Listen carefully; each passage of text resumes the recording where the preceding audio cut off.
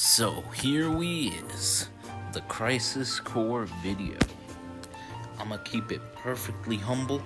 My ass been dreading this shit since me and the crew laid out this whole 1 year plan and all. Cause this game means so much to me and everyone else. And I got so much going on under the hood, a dude simply flabbergasted on where he should even start. Regardless, I need to do it. Not just cause I said I would, but I need to pay my respects to this fucking wonderland of a game and how much it mean to me.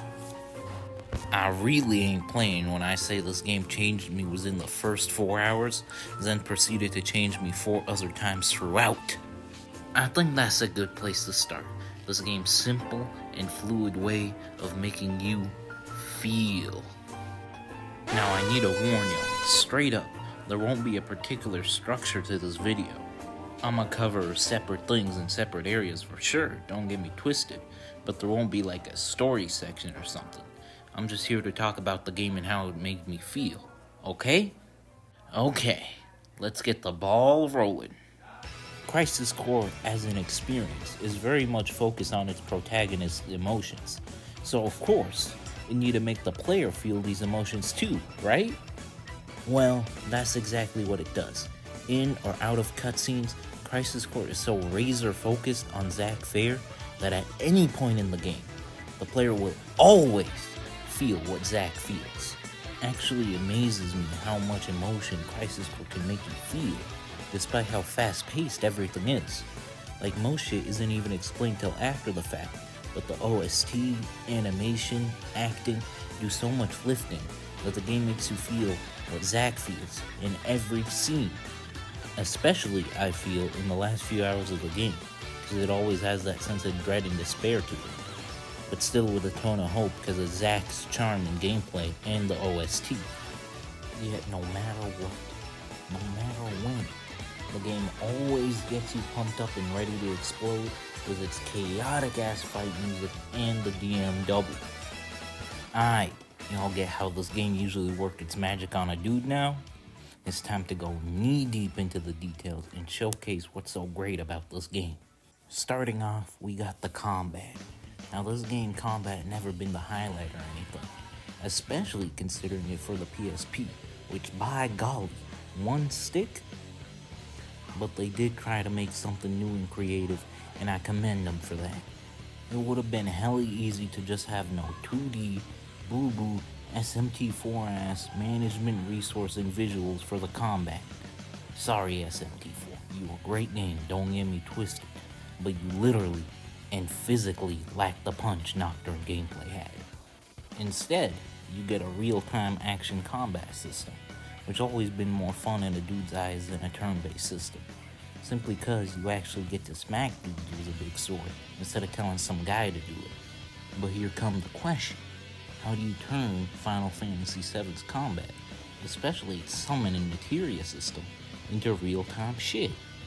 Well, apparently, it takes up inspiration from Kingdom Hearts and introduce a controversial gameplay system.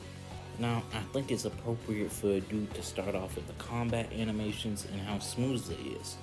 Zack is hella light on his feet, can roll out of almost anything, kinda cocky, and seem to enjoy dodging and maneuvering. But despite that crazy ass mobility, when he get in, his swings feel weighty and deal a ton of damage. And my favorite part about him, unless an enemy is in the middle of no special attack, no matter who or what the enemy is, they flinch upon being hit.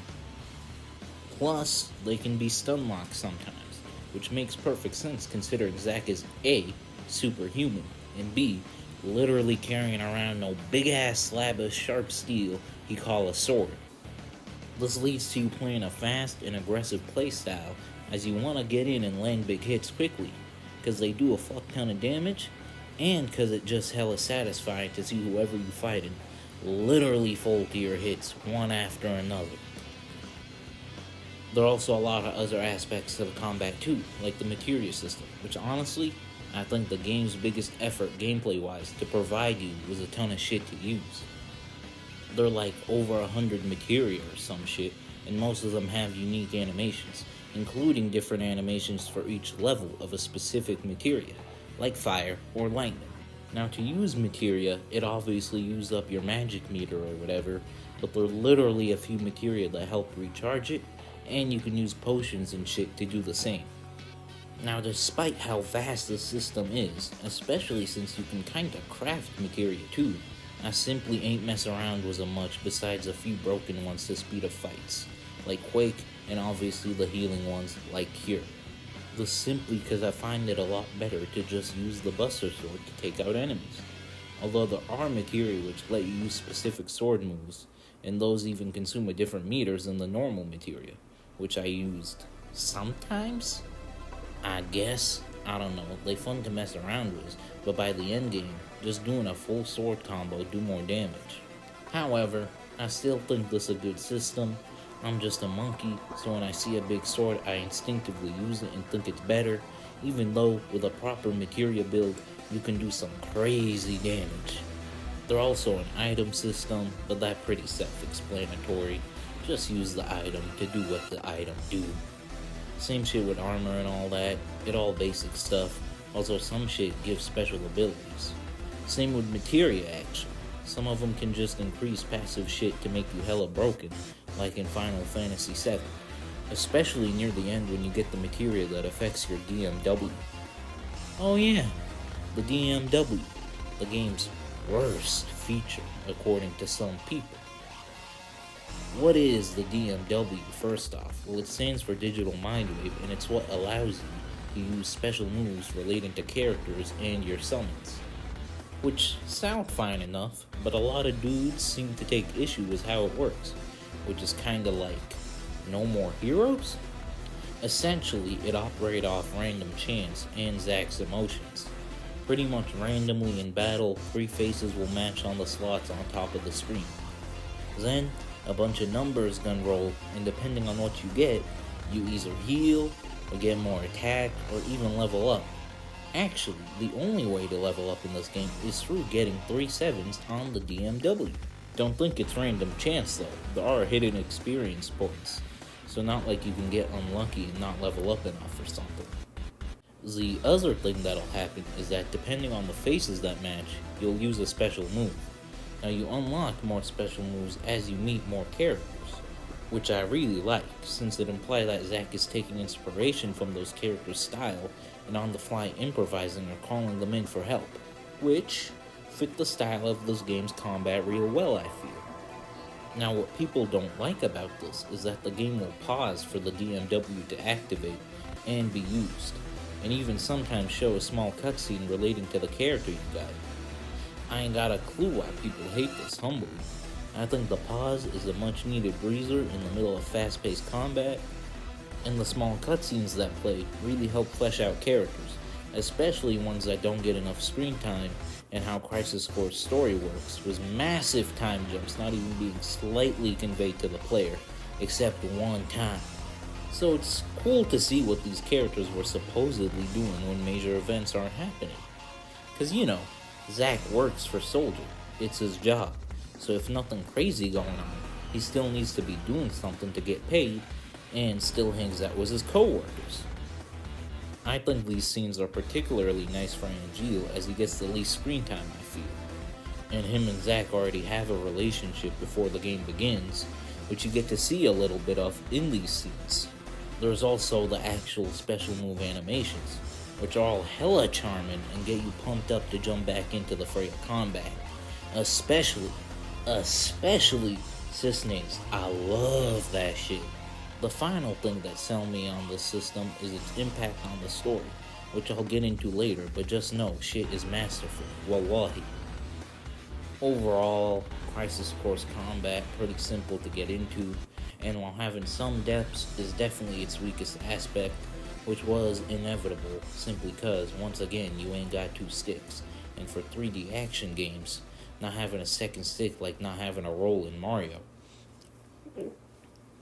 I think it's about done time we talk about one of the most important and charming aspects of Crisis Core, and truly a very large part of what makes it unique. Our protagonist, Zack Fair himself. Throughout media, there are a lot of hella charming protags like Luigi or Ash, who made themselves iconic to their respective industries.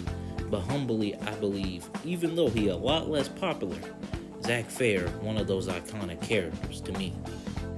He's got Abu charm, with that clean design, pretty boy-ass smile, and of course, the most hopeful yet stylish attitude I've seen yet. Zack's almost always on the up and up, and I think that defines a lot of his character. He can get mad or sad when it's necessary, but he usually always filled with enthusiasm and hope. Oh yeah, my bad if y'all ain't understand what I speak. I got a lisp. These characteristics are shown almost instantly with an amazing ass opening cutscene, which tell you everything you need to know about Zack, while also paying tribute to the humbly overused train opening from Final Fantasy VII. And if you want a 100% unique showcase of Zack shit, there's so many moments, main story or not. Zack quite literally definition of the Penguingo vibe. I think what really helps sell Zack as a character is how well he fit into the type of game you're playing and the characters he interacts with, you know? He really do seem like a fun guy to be around, and end up charming pretty much every other character, even Song, surprisingly. Song, Sang, I don't know. Yet, through the story, you can still see he's got his own issues on his honor and his hopes and his dreams. You can see Zack struggle with the idea. Can he really be the hero he wants to be? And is Soldier the way to do it? Early on, he seems to be sure, saying things like soldier doesn't mean monster. But as the game goes on, he really questions that more and more, and that's a real struggle you see him try and work through. And you can kinda see him taking what Eris says about Soldier to heart a little during their first date before she knows he's actually part of him. Although, he played it off pretty smooth with the whole eyes color the sky thing. Even though there was like a cool 20-second awkward pause between that shit, he pulled the date back together, so mission successful in my eyes. I don't know. Don't even gotta be another character that get him to question it either.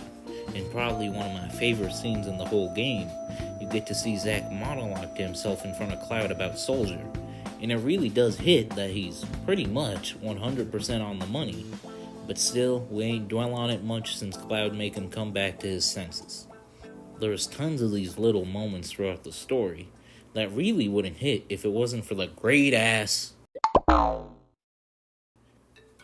Despite how shaky Square's voice actors can be, especially for the literal upcoming remaster of Crisis Core with the Timmy Turner live action dude voicing Zack.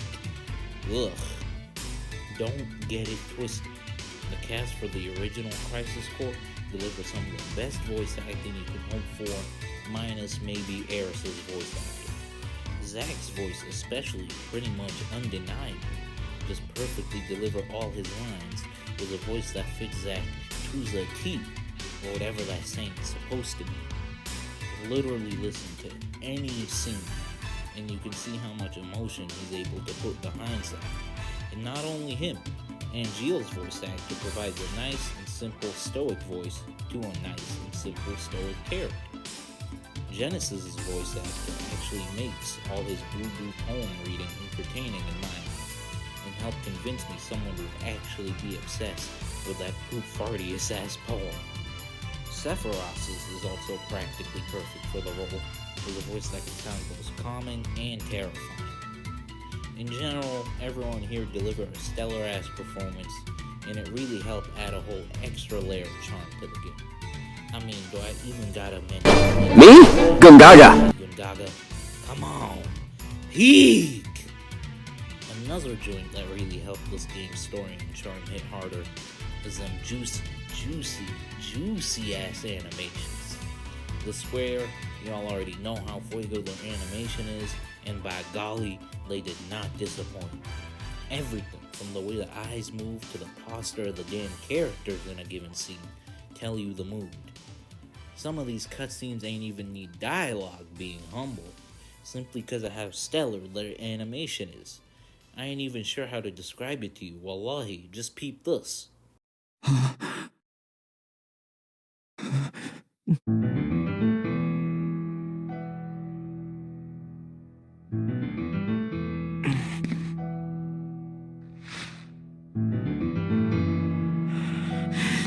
the hell did you do, Angel?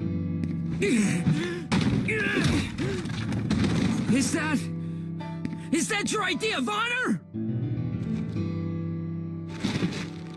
My mother could not continue to live, and neither can the son. What are you talking about? What's going on here? I told you. You can't live on that side anymore.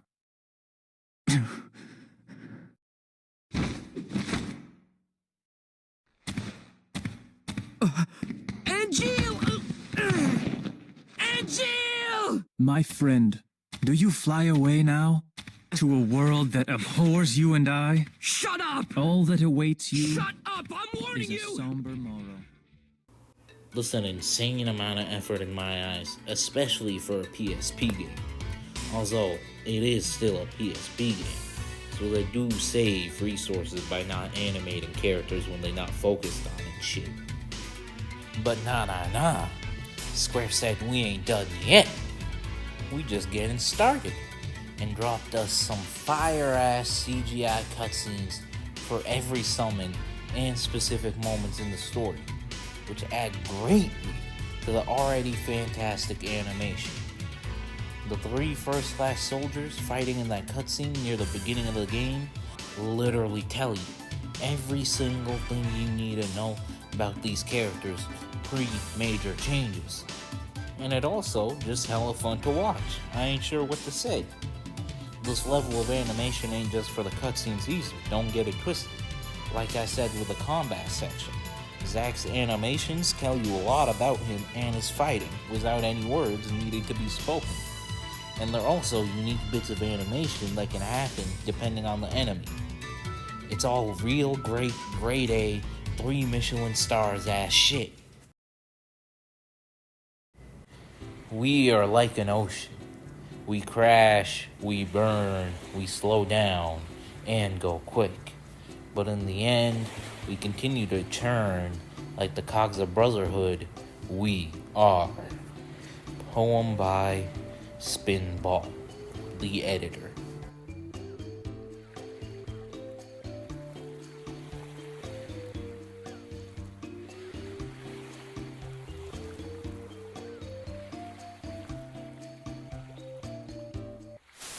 All the voice acting and animations are great, but it'd be meaningless if the other characters were ass. Thankfully, we got a fun and entertaining cast with development across most of them.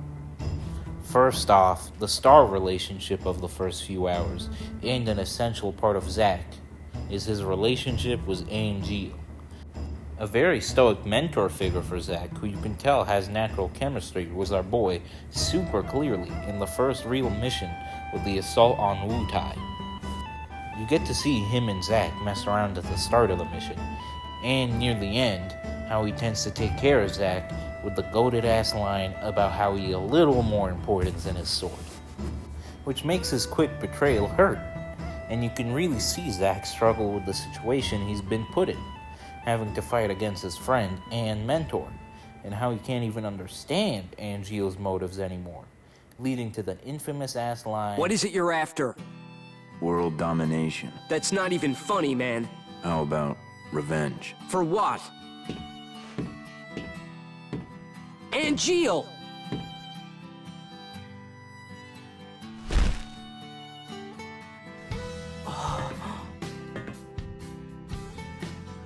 I've become a monster. A monster's objective is usually world domination or revenge. You're wrong. Those aren't the wings of a monster. Well then, what are they? Angel's wings. I see. Then what should an angel fight for, Zack? What do angels dream of?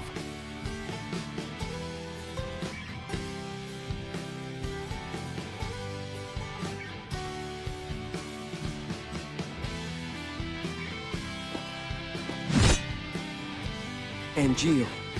Angels dream of one thing. Please, tell me. to be human.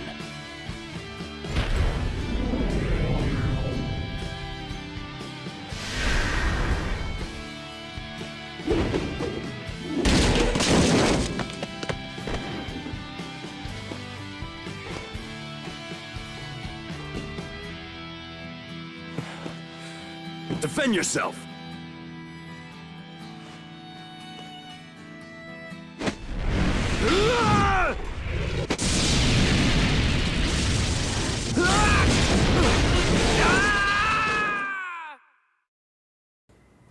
Finally, upon realizing he'd have to kill Angeal, was awesome-ass metal-ish music playing.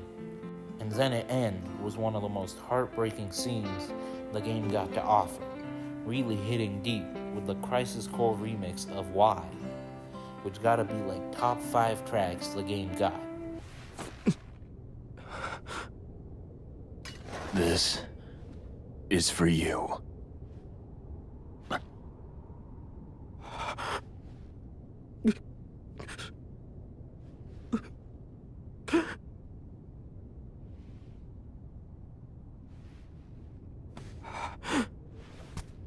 Protect your honor, always.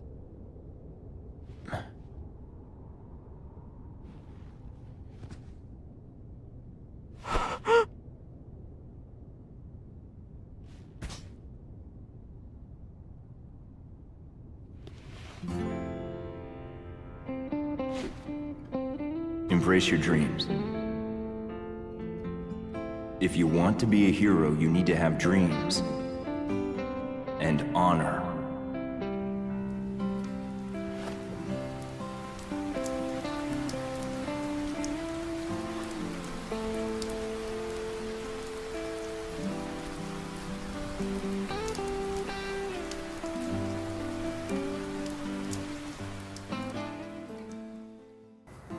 Not only does it really hit Zack during the ending cutscene, while it's not really told due to the way Crisis Core's Passage of Time works, Zack was pretty much depressed for like a whole ass year, to the point that even Eris couldn't cheer him up.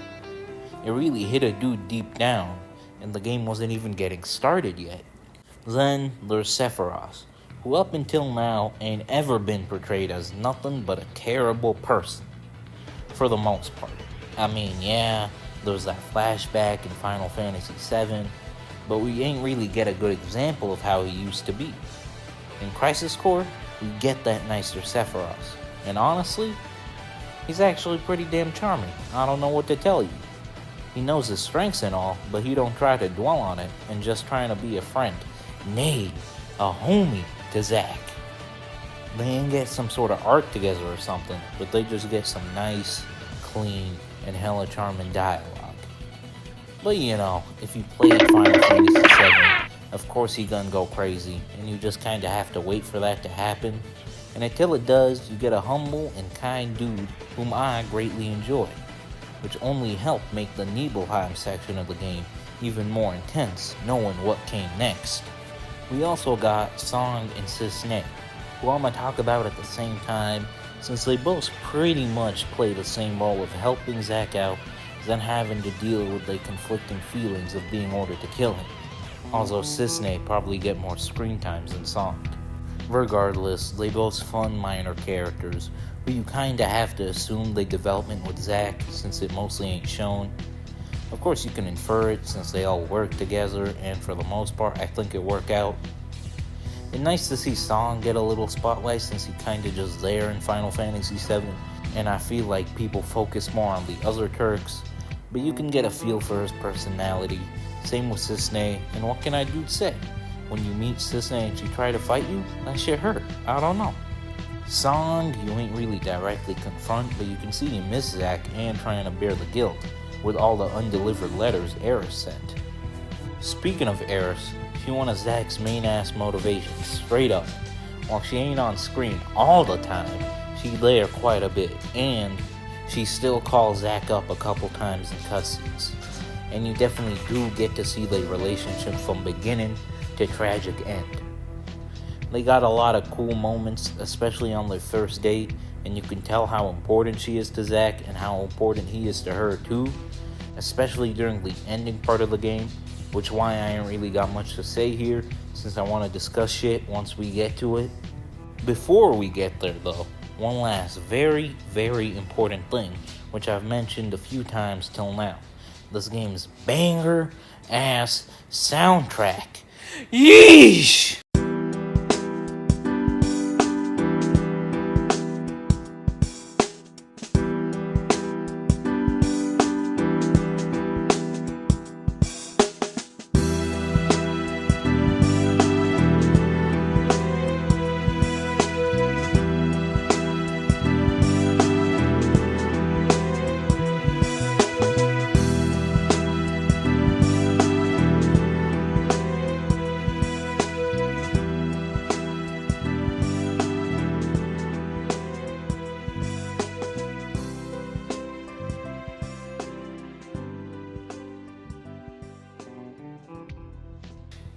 I literally cannot fucking comprehend how amazingly atmospheric, fun to listen to, emotional, and just plain great the soundtrack is.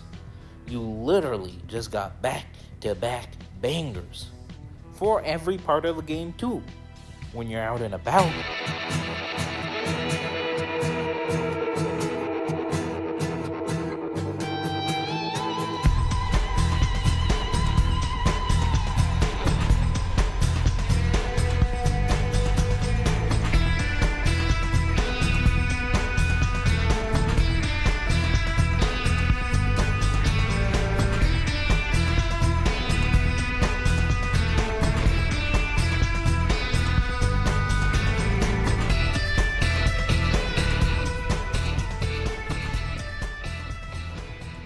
some doom-ass fight music, which always get you hella pumped up and got a lot of variety.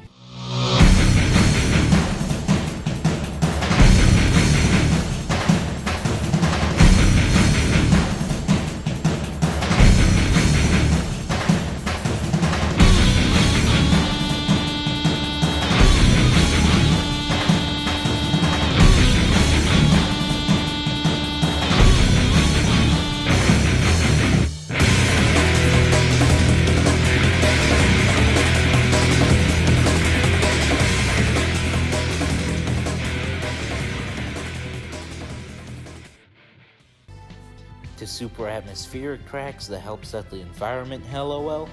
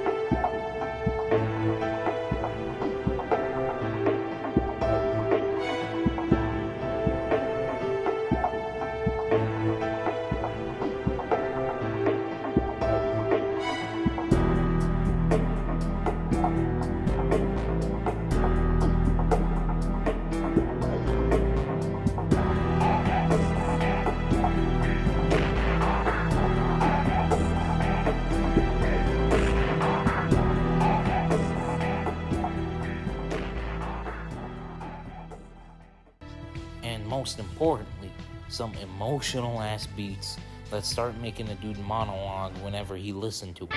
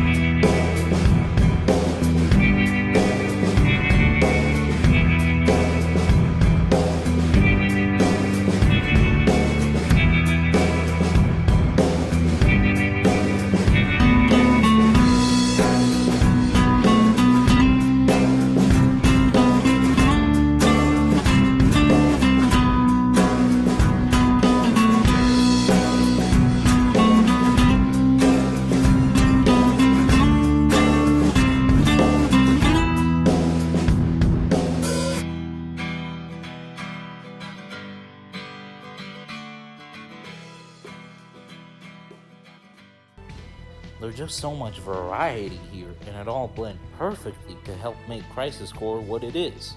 A mishmash of many feelings, an emotional roller coaster, which can only end one way. One inevitable way. Well, I guess it's about time I finally talk about it. The ending. Now, while I did say there ain't exactly a story section to this vid, this part will be the only thing resembling that, since I am just talking explicitly the ending cutscene or something. By ending, I mean starting with Nibelheim, cause in reality, that's when Zack's fate was sealed. Second, he went to Nibelheim. Starting off, Zack heads to work as normal, but the soldier director is missing.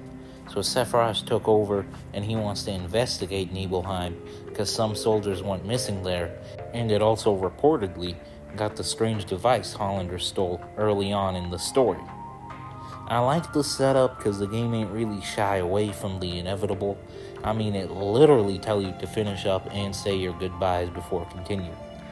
There's no point in hiding it, this is where shit goes down. You meet Console, who is Zack's homie from before the game, and you get a real funny dialogue option where you just tell dude you love him. But more importantly, you get a few cutscenes of Zack saying his goodbyes, and him and Aeris having a big-ass failure of a flower carriage business. Moving on, you meet up with Cloud again, and y'all deploy to Nibelheim. And of course, Sephiroth does his laugh thingy, which already shows some signs of what's to come. On the way to the mountain, the crew of course take the iconic Nibelheim photo with Tifa, along with some extras that show their path up to the mountain, which is a real nice detail they didn't need to put in there. Finally, we get to the facility and everything plays out the same way it did in Final Fantasy VII. Except Genesis is here now. A lot of people ain't really like this, but humbly, it's fine enough change if they keep it consistent in Final Fantasy VII Remake. If not, then it is kinda jarring regardless. Genesis does what Genesis usually does, and you now have to fight your way back to Nibelheim. After doing so, you can free roam around Nibelheim and do a creepy side quest, which help the atmosphere, but more importantly, you get to listen to Final Fantasy VII's Heart of Anxiety, remixed.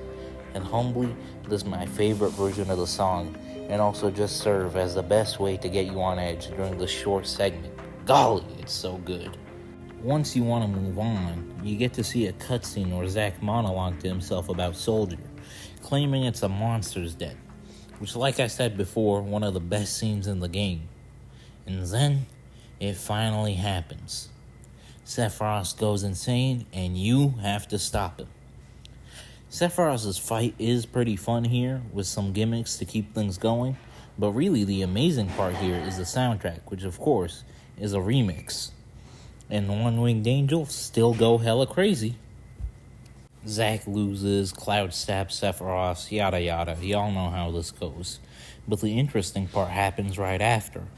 Hojo's evil ass shows up and says some creepy boo-boo, and you get hit with the iconic ass image of Zack looking up while in a pool of water, during a cutscene where he sees/dreams of Angeal while in the cryopod, and drops one of the most heartfelt lines in the game.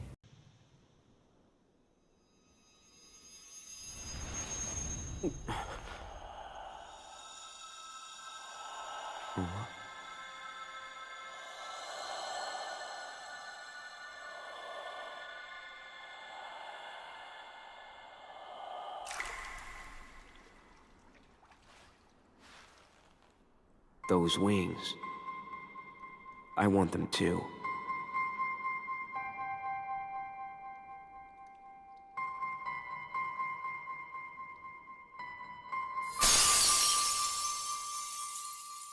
Afterwards, Zack wakes up and punches some random dude, rescues Cloud, and goes into Nibelheim.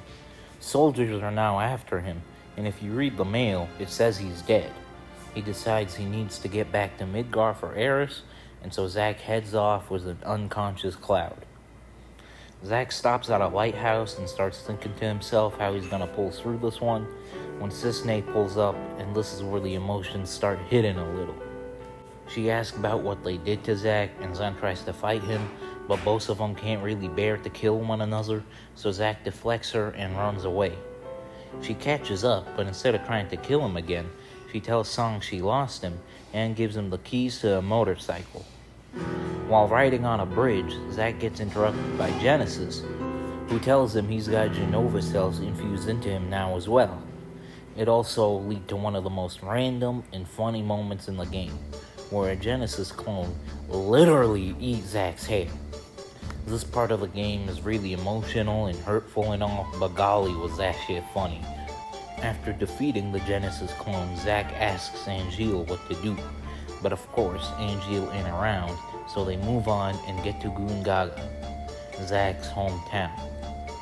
Let me just establish to y'all that there are a lot of gameplay during all of this, and minus the fight music, all the music since Nibelheim had been very sorrowful, and that's what really helps sell the dread you get from this part of the game. Moving on though, like I said, Gungaga, which is an Ark town, I ain't care. But upon arriving, Zack stupidly tries to see his parents, where he meets Cisne once again. She informs Zack that Angeal is somehow alive and been spotted around Gungaga. She also tells him his mom worried he won't be able to find a wife after all of this, which once again confirmed my Arab theory. Side note, after this scene you unlock the Turk shop, which give you materia that affect your DMW, which just break the game in half completely. Listen, bushy bush advice from me to you, get the Cisne and Eris joints and you will literally never die. Regardless, you fight your way to the mountaintop, where you once again meet Genesis and Holland, who make a move towards Cloud since he's the only person with pure S cells, whatever that means. Zack goes back to Cloud, spots Angeal and Hollander, and finally kills the annoying ass Hollander in an admittedly fun-ish boss fight. Afterwards, we get a great ass cutscene between Zack and the soldier director / Angeal, which I'ma just let speak for itself. It's Lazard. So, you're the one who helped Hollander out of Junon? Why would you do such a thing?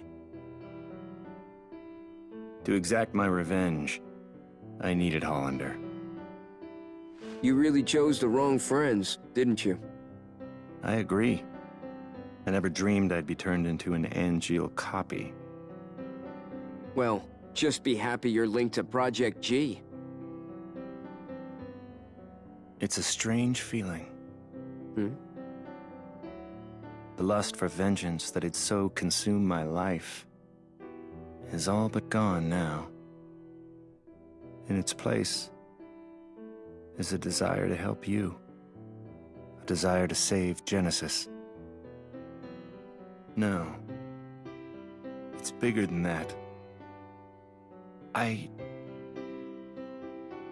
want to save the world.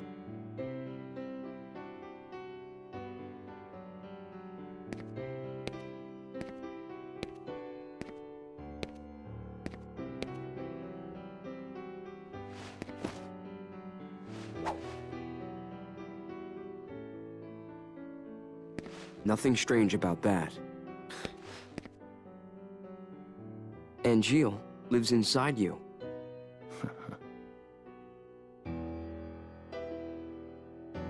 Genesis is trying to obtain the gift of the goddess. But what is it exactly? No. Whatever it is, he must be stopped. I just don't understand what he's talking about at all. What should I do? Angeal may show us the way. Perhaps. Maybe. I hope so, Director. Huh. Director. So, Zack, what is your dream? Huh? Oh. Let's see. To become a hero. Unattainable dreams are the best kind. Oh, come on. Lend me a hand. You and Angeal both. If we pull this off, we'll all be heroes. At the very least, I'd feel like one. So, Zach, where is Genesis?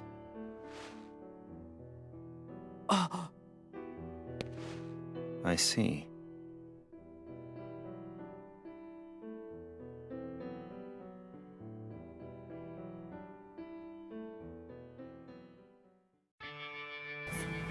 Zack heads back to Benora, essentially where the game first started, except now it's been transformed and you get to explore it with one of the best tracks the game got to offer, Wandering Under the Moonlight. Eventually, Zack makes it to a big hole where the game's one and pretty much only actual dungeon takes place. Since it is a dungeon, there isn't exactly a lot of story here, just a level to go through. Although I really like the track that plays here, it really got that sense of urgency and finality to it. After making his way through the final area, Zack approaches Genesis, the final boss of the game, who's got control of the life force now. Zack begs him to stop, saying he's not a monster, but ironically, he literally turned into a monster, and Zack needs to fight him. Defeating this monster form Genesis, he de-transforms back to normal, and you have a classic one-on-one sword fight where Zack says a pretty relatable line about how everyone pushing things onto him. Zack defeats Genesis, and we get to watch a cutscene that literally hit a dude in the gut. It's you.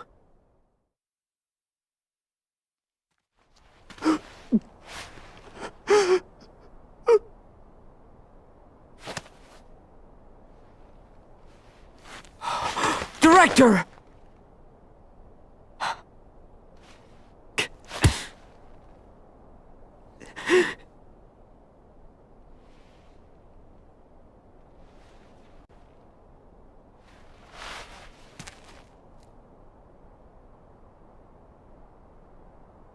Thank you.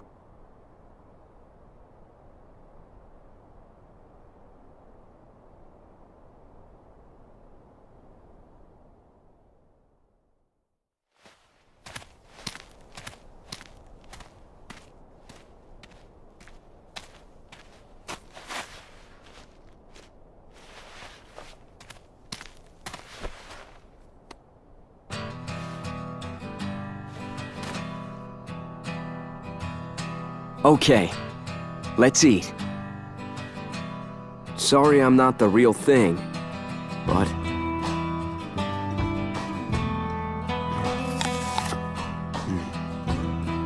Is it good? Yeah, The gift of the goddess. this apple? Huh? And you.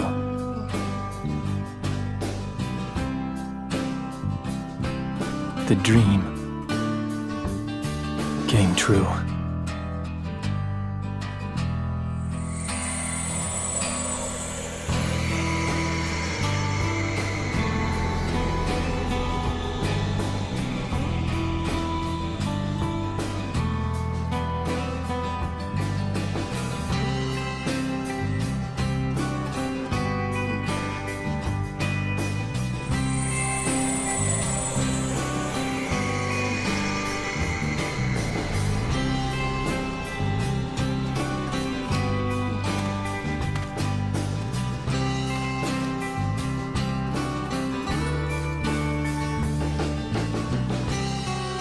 How are you?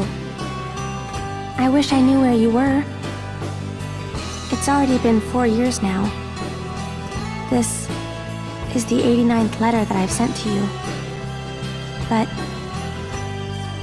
I don't even know where to send them anymore. I really hope that this final letter that I'm writing gets to you. By the way, the flowers are selling very well. They make everyone so happy. Thanks to you, Zach. Aerith.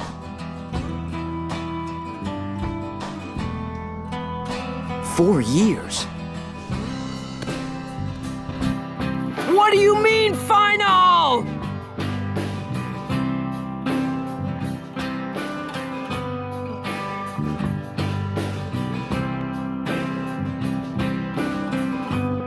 Aerith. Wait for me.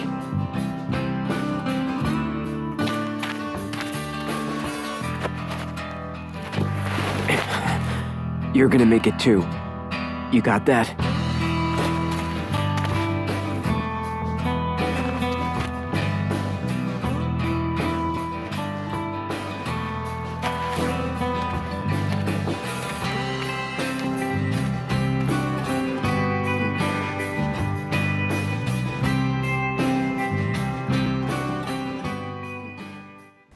The second you see Zack and Cloud chilling in the truck, you know you done for.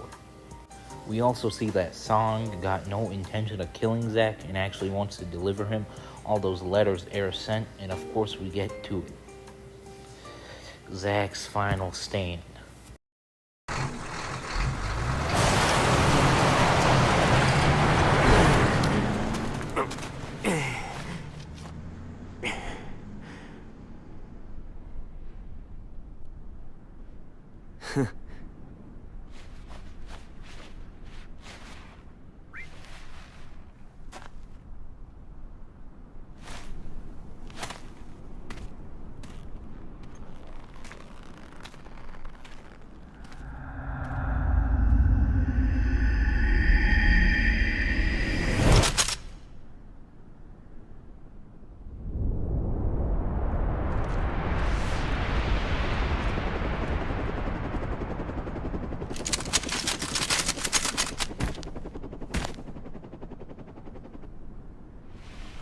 Boy, oh boy. The price of freedom is steep.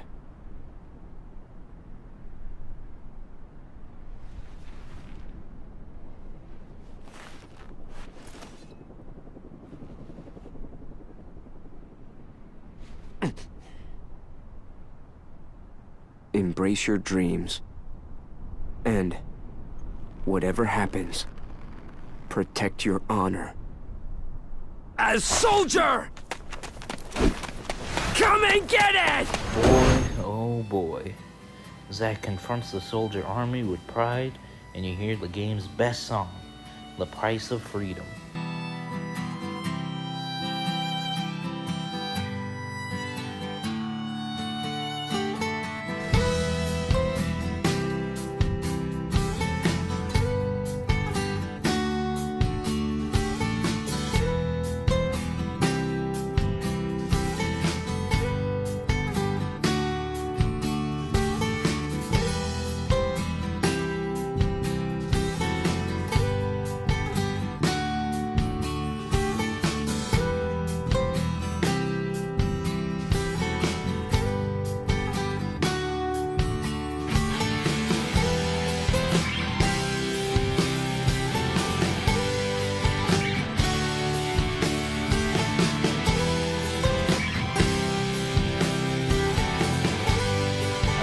Describe how important and impactful this moment is. You know what's coming next, yet the game lets you try to fight it. Despite the terrible truce, you try to push on through the enemy barrage for as long as you can, wishing for them to stop respawning, but they never do. And now, the DMW no longer helps you either. Upon landing on a character, their image will fade to black. You, as the player, have no backup. And Zack, as the character, knows he's done for, but yet, he still has to try. Eventually, you get hit enough and lose, or upon you can see that despite his efforts in defeating so many, Zack gets gunned down by his own army, probably by people he used to lead. What's depressing about this is that once again, the game lets you fight, but this time Zack is beaten down, his attacks are slow, and he can barely lift his sword anymore, yet he struggles to fight. It's tragic. Upon getting gunned down, the DMW activates one final time, with the faces rolling to airs. This triggers a small cutscene / flashback, and it's implied that even while being practically dead, Zack somehow manages to defeat the last few soldiers. Then this plays.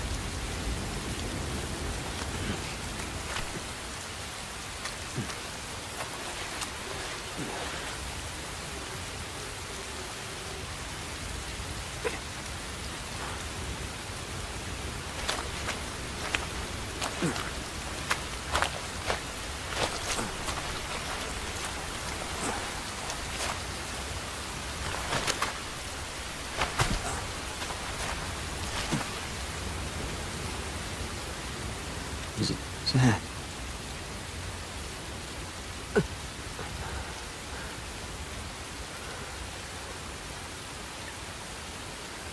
For the both of us. Both of us? That's right. You're gonna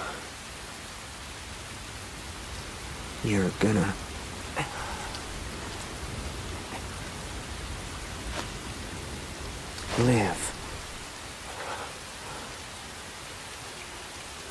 You'll be my living legacy.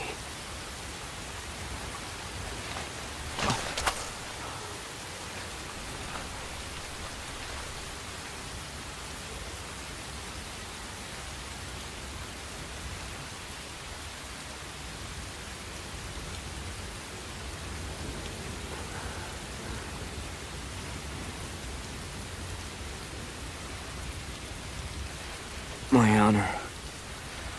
My dreams.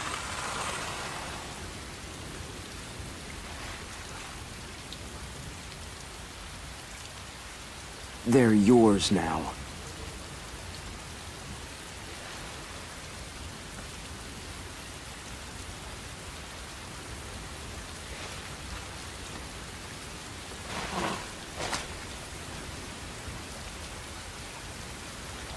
I'm your living legacy.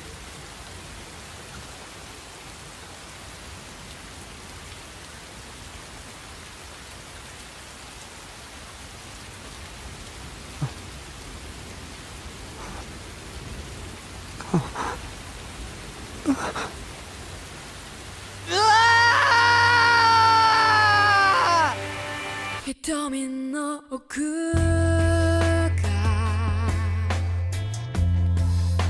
ぼやけて見えない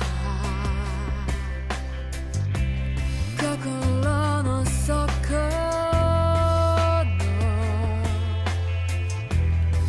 気持ちはあるの世界の全てを手にしたとしてもそれがあなたの幸せなの Embrace your dreams. If you want to be a hero, you need to have dreams. Thank you.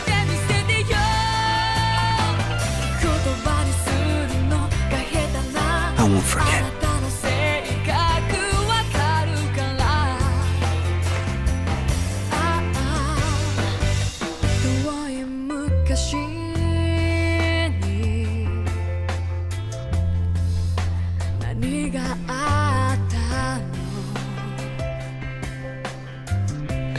視線をそらすあなたの瞳に一人で寂しい夜に抱きしめられるそんな暖かさ知ってる That girl, she said that the sky frightened her.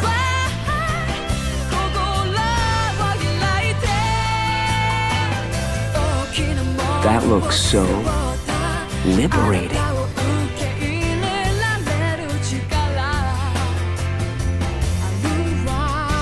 Those wings, I want them too.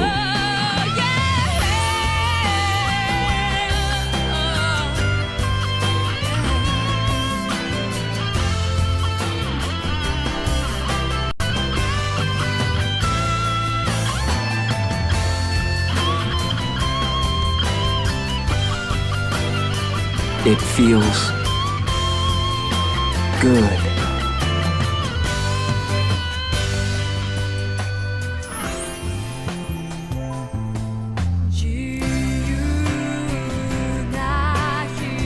If you see Aerith, say hi for me.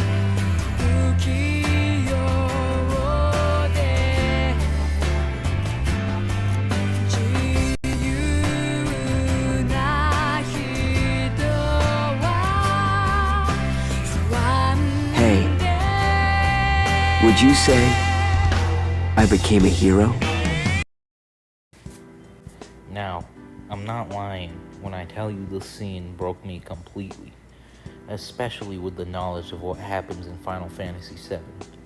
Cloud crawls his way to Zack, finally awake, even though it's too late, and Zack tells him he's gonna live and be his legacy, handing him the Buster Sword and knowing he's passed on his ideals, dies smiling. Nothing could tell you more about Zack than that. Cloud has a flashback sequence and makes his way to Midgar. This part really hurts me since on his way to Midgar, Cloud's brain, trying to understand what's happened to him, simply crumbles, and he forgets about Zack in a way, and becomes what he thinks Zack is, but not in the way Zack wanted him to be. So for a while, Zack didn't have a legacy, and that always leaves me thinking. Eventually though, through the Final Fantasy VII story, he gets those memories back, and we can see him and Zack kinda being like homies in the movie, which is real chill, even though it ain't really make sense how dude talking to him. Zack floats up to the sky, being helped by Angeal, and before the credits roll, he asks one last heart-wrenching question. Hey, would you say I became a hero? Everything about this ending, along with the now real version of Y playing instead of the Crisis Core mix, it's all just so perfect and hits you so hard, it'll leave you thinking about it for weeks, fucking months. It really is a tragic fate that Zack has, and this game somehow manages to not only elevate that fate, but improve upon it. I think the fact that now, whenever I see Zack die in Final Fantasy VII, despite how rushed it is, I can't help but feel terrible, simply because I know the full context from this game. What Crisis Core did amazingly is telling us the story of Final Fantasy VII before Final Fantasy VII happens. It lets you understand a lot of the untold elements of Final Fantasy VII without destroying what was already there, and also gives you an entertaining side narrative with hella charming characters. Yet it doesn't forget its original intent. You always know in the back of your mind what's going to happen, sooner rather than later. And the game doesn't hide that. It executes itself so well that despite knowing exactly what's going to happen to Zack, you still try your best to avoid that fact. The way the game doesn't shy away from the inevitable hurts more than if it did try to surprise you. It's like it's literally telling you you can't save him, and then adds more reasons as to why you want to save Zack. You simply have to accept it, yet the game gives you so many reasons not to and to try and push forward. And I believe that's where the ending shines, and hell, the whole game. Crisis Core isn't just trying to be a prequel, otherwise it'd feel unneeded. It's trying and succeeding in being a game that'll leave you a different person than when you started. And really, that's why I made this video, because I wanted to try and describe how this game changed me. And you can ask any of the crew, for a solid 4-ish months, this game was on my mind, and it still is now, and probably always will be. So I know that last bit was all feely, but how'd y'all like the video?